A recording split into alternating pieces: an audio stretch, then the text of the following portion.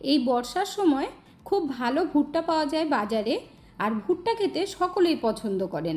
এই ভুট্টা দিয়েই আজ আমি একদম অন্যরকম একটা রেসিপি নিয়ে চলে এসেছি। ঘরে থাকা উপকরণ দিয়েই তৈরি করে দেখাবো। এখানে টমেটো, কাঁচা লঙ্কা, পেঁয়াজ, রসুন আছে, আর এগুলো প্রত্যেকের ঘরেই থাকে। নমস্কার বন্ধুরা, মিঠুস ওভেনে আপনাদের সবাইকে স্বাগত জানাই। আজ আমি আরও একটি নতুন ভিডিও নিয়ে চলে এসেছি আপনাদের সামনে। এই রেসিপিটা তৈরি করার জন্য এখানে একটা ভুট্টা নিয়েছি, আর ভুট্টার মধ্যে দেখবেন চুল চুল থাকে, সেগুলো কিন্তু ভালোভাবে পরিষ্কার করে নিতে হবে। তারপরে মাঝখান থেকে ভেঙে নিচ্ছি ভুট্টার দানাগুলো ছাড়ানোর জন্য। এখানে একটা প্লেটের মধ্যে নিয়ে নিয়েছি। এবার দেখুন আমি কিভাবে সহজে ছাড়িয়ে নেব ভুট্টার দানাগুলো। এইভাবে একদিক থেকে যদি ছাড়ানো শুরু করেন তাহলে দেখবেন খুব সুন্দরভাবে কিন্তু ভুট্টাগুলো ছাড়িয়ে নিতে পারবেন। বন্ধুরা, আজকের এই রেসিপিটা যদি আপনাদের ভালো লেগে থাকে তাহলে আমার চ্যানেলটিকে অবশ্যই সাবস্ক্রাইব করবেন, পাশে থাকা বেল আইকনটি দাবিয়ে দেবেন, সবার সাথে শেয়ার করবেন, একটা লাইক করতে ভুলবেন না কিন্তু। এইভাবে একটু আঙুল দিয়ে দাবিয়ে দাবিয়ে টান দিলেই দেখবেন খুব সুন্দরভাবে বেরিয়ে আসছে। আর এই ভুট্টাটা কিন্তু একদম কচি হতে হবে, যেগুলো দানা শক্ত হয়ে যায় সেই ভুট্টা দিয়ে কিন্তু রেসিপিটা ভালো হবে না। এই রেসিপিটা তৈরি করা কিন্তু ভীষণ সহজ, আর ঘরে থাকা উপকরণ দিয়েই তৈরি করা যাবে। এখানে দেখুন ভুট্টার দানাগুলো কত সুন্দরভাবে আমি ছাড়িয়ে নিয়েছি। এইভাবে ছাড়াতে 3 থেকে 4 মিনিট সময় লাগলো। এবার একটা মিক্সির জার নিয়েছি, এর মধ্যে ভুট্টার দানাগুলো সব দিয়ে দিচ্ছি। এরপর খুব ভালোভাবে পেস্ট করে নিতে হবে। আর এই দানাগুলো কিন্তু ভীষণ নরম, তাই জল দেওয়ার দরকার নেই। এখন আমি পেস্ট করে নেব। এখানে দেখুন বন্ধুরা, হালকা করে পেস্ট করে নিয়েছি। এই ভুট্টার পেস্টের মধ্যে একটু ফ্লেভারের জন্য দিয়ে দিচ্ছি 1/2 ইঞ্চি আদা, 3 কোয়া রসুন। চাইলে আপনারা রসুনটা স্কিপ করতে পারেন যদি রসুন ভালো না লাগে, আর একটা কাঁচা লঙ্কা ভেঙে দিচ্ছি। সব কিছু দেবার পরে খুব ভালোভাবে পেস্ট করে নিতে হবে। এখানে দেখুন ভুট্টার দানাটা খুব ভালোভাবে পেস্ট করে নিয়েছি।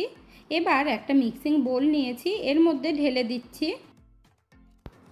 এই ভুট্টার দানাগুলো যত ভালোভাবে মিহিন করে পেস্ট করবেন তাহলে রেসিপিটা কিন্তু খুব সুন্দর হবে। এখানে আপনাদেরকে দেখিয়ে দিচ্ছি চামচ দিয়ে তুলে। দেখুন পেস্টটা কিন্তু একদম মিহিন পেস্ট হয়েছে, একটুও দানা দানা নেই। এইভাবে আপনারাও তৈরি করে নেবেন। এর মধ্যে এখন সর্ষের তেল দিয়ে দিচ্ছি 1 টেবিল স্পুন। আপনারা যেই তেল ইউজ করেন সেটাই দিতে পারবেন। এখন এই তেলটা খুব ভালোভাবে মিশিয়ে দেব, এতে করে কিন্তু খুব টেস্টি হবে। এখন দিয়ে দিচ্ছি সামান্য পরিমাণে হলুদ, আর স্বাদ মতো নুন দিয়ে দিচ্ছি। নুনটা কিন্তু আন্দাজ মতো দেবেন।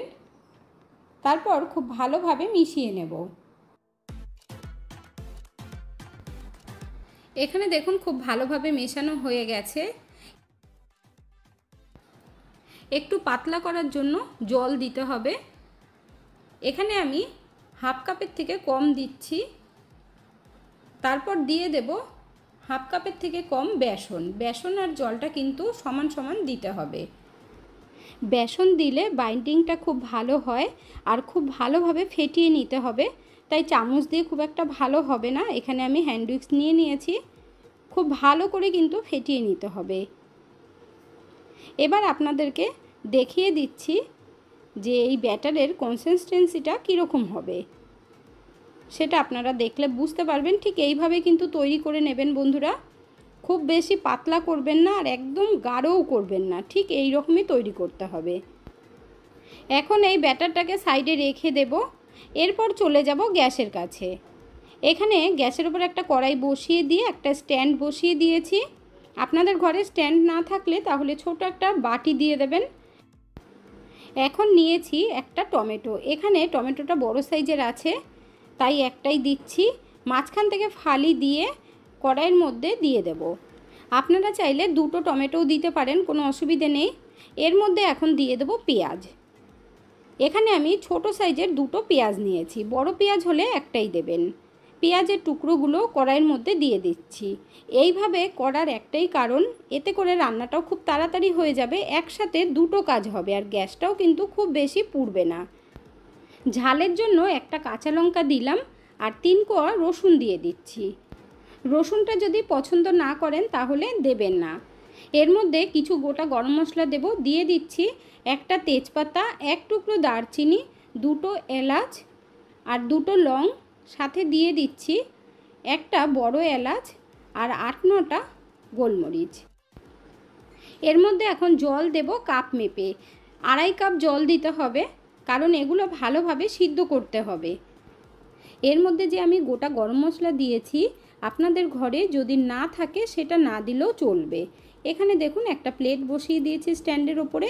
এবার তেল ব্রাশ করে নিচ্ছি খুব ভালোভাবে, সাইড থেকেও কিন্তু ব্রাশ করতে হবে। এখন এই প্লেটের মধ্যে ভুট্টার পেস্টটাকে ঢেলে দেব, তারপর খুব ভালোভাবে ছড়িয়ে দিতে হবে। এখানে আমি একটু বড় সাইজের প্লেট নিয়েছি, আর এটা আমি একটু পাতলা করে তৈরি করব, তাহলে কিন্তু তাড়াতাড়ি সিদ্ধ হয়ে যাবে।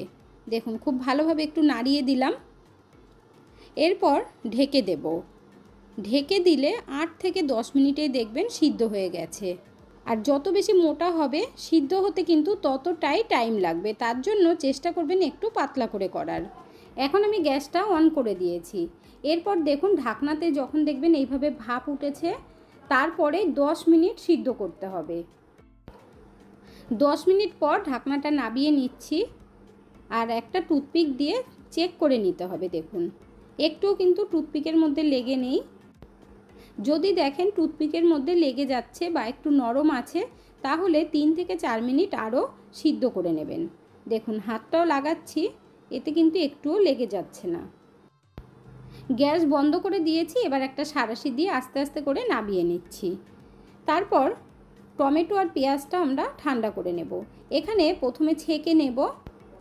এখানে যে জলটা আছে এই জলটা কিন্তু আমরা ফেলবো না।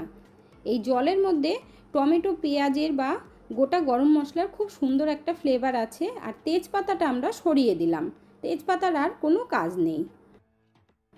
এবার খুব ভালোভাবে ঠান্ডা করে নিতে হবে। আর জলের কালারটাও দেখুন কত সুন্দর হয়েছে। টমেটোর খোসাগুলো দেখুন ছাড়িয়ে নিচ্ছি, আর খুব সহজেই কিন্তু ছেড়ে যাচ্ছে। এবার এগুলো ভালোভাবে ঠান্ডা করে নিয়ে পেস্ট করে নিতে হবে। এখানে দেখুন বন্ধুরা ঠান্ডা হয়ে গেছে। এই জলটা কিন্তু আপনারাও ফেলবেন না, এটা পরে আমরা গ্রেভিতে দিতে পারবো। এখন পেস্ট করার জন্য নিয়ে নিয়েছি একটা মিক্সির জার। এর মধ্যে টমেটো, পেঁয়াজ সব কিছুই দিয়ে দেব। তারপর একদম স্মুথ একটা পেস্ট তৈরি করে নেব, তাহলেই দেখবেন রান্নাটাও খুব ঝটপট হয়ে যাবে। এখানে দেখুন পেস্ট করা হয়ে গেছে। এবার আমি একটা বাটির মধ্যে ঢেলে নেব। এই মশলার থেকে দারুণ একটা সেন্ট বেরিয়েছে, আর এই মশলাটাকেই সাইডে রেখে দেব, তারপর রান্নাটা করে নেব। গ্যাসের ওপরে একটা কড়াই বসিয়ে দিয়ে দিচ্ছি 2 টিস্পুন মতো সর্ষের তেল। বেশি তেল লাগবে না, অল্পতেই হয়ে যাবে। আর দিয়ে দিচ্ছি সামান্য পরিমাণে গোটা জিরে। জিরেটা একটু লাল করে ভেজে নিতে হবে। এখানে দেখুন জিরেটা লাল হয়ে গেছে। এখন পেস্ট করে রাখা মশলাটা দিয়ে দিচ্ছি।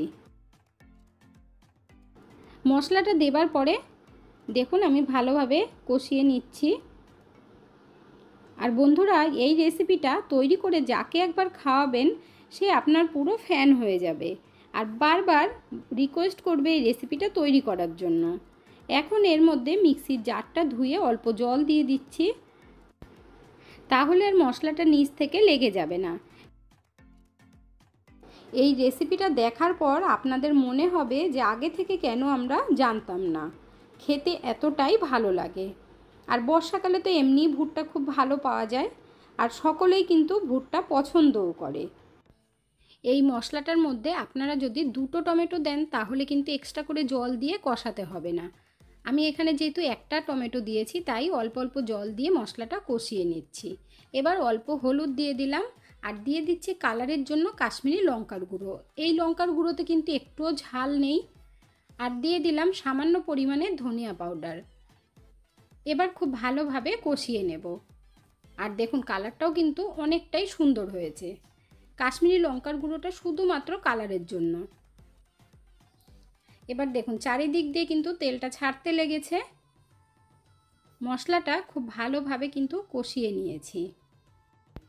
এই মশলাটার মধ্যে এখনও নুন দিইনি, তাই অল্প করে নুন দিয়ে দিলাম। গ্রেভিটা খুব বেশি রাখবো না, তাই সামান্য পরিমাণেই নুন দিতে হবে। আর তার মধ্যে ভুট্টার পেস্টের মধ্যেও কিন্তু আমরা নুন দিয়েছিলাম, তাই নুনটা বুঝে শুনেই দেবেন। এখন এই মশলার মধ্যে জল দিয়ে দেব। যে জলটা ছিল দেখুন পুরোটাই দিয়ে দিলাম। আরও একটু দিতে হবে, প্রথমে ভালোভাবে মিশিয়ে নেব।